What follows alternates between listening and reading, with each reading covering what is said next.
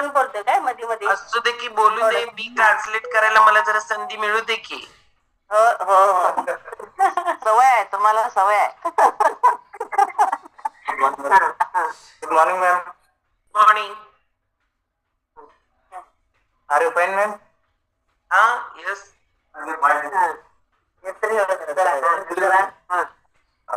Myself Pramod Pandhare, इंडी से. हा, हिंदी मध्ये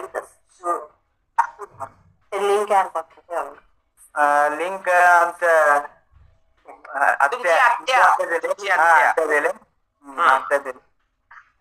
तू मराठीच बोल, कारण का सांगू काय, तुझं किती प्रॅक्टिस आहे बघ. तू कन्नड मध्ये बोललास की माझं प्रॅक्टिस होते, तुझं पण होते, माझं पण होते. Okay okay.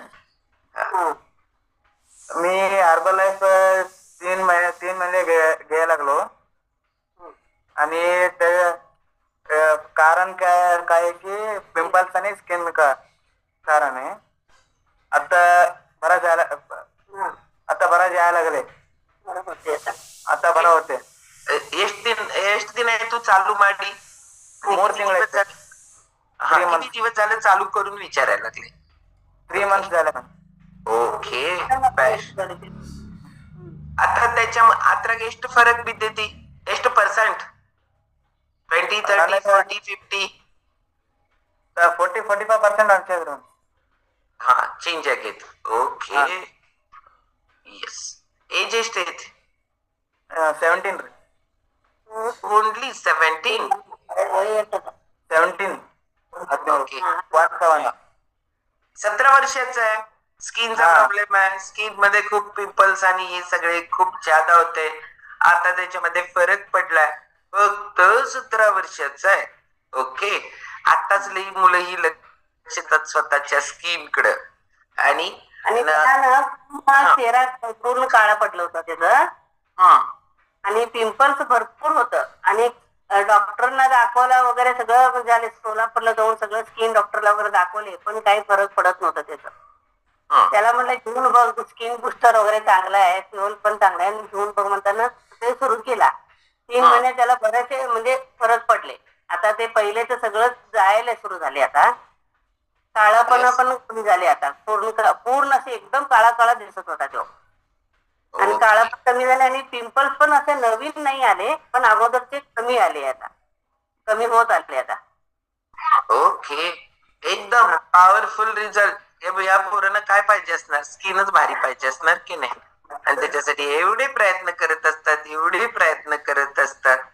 अप्रेस वगैरे सगळं टाइमशीर व्यवस्थित घेतोय. ते सकाळी अप्रेस घेतोय आणि स्कूलला जाते ना, त्यामुळं 7:30लाच शेक घेतोय तो. 7:30 पावणे 8ला. ओके. आणि स्किन बुस्टर? दुपारी स्किन बुस्टर 4 वाजता घेतोय. ओके. हा.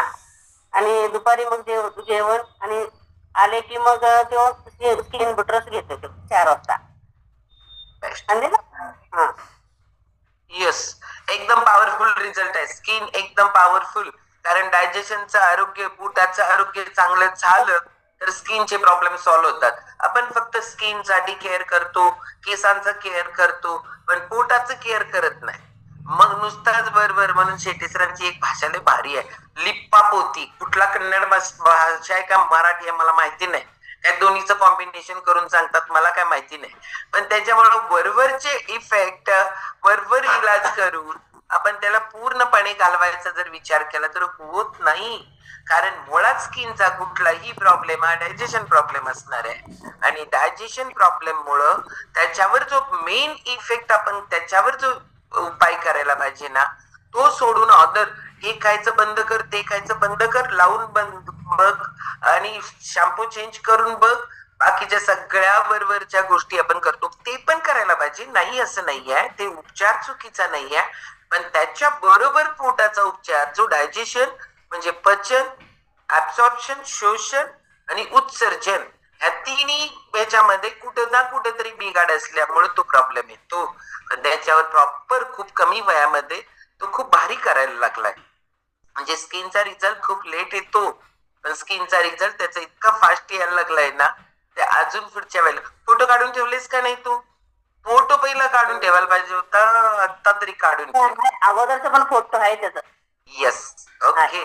कारण हे फर्स्ट इम्पॅक्ट पाडणार आहे. तुम्ही बाकी काही नाही करू शकत, केअर करू शकता. माझ्या नाकाचं आता थोडस लांब पाहिजे असं नाही होणार, त्याचं केअर तरी करू शकता ना. आहे ते व्यवस्थित. त्यामुळं भारी पांढरी जोरदार क्लॅपिंग करू आपण त्याच्यासाठी. फक्त कन्सिस्टन्सी, आलेला रिझल्ट, एंड रिझल्ट, आणि एंड रिझल्ट आल्यानंतर 90 डे कंटिन्यू. म्हणजे काय होतं की ती टेंडन्सी आहे ना बॉडीची, ती पूर्ण चेंज व्हायला मदत होत. ओके, चलो आता आपण नेक्स्ट एक्सपिरियन्स. काल कुणाचं तरी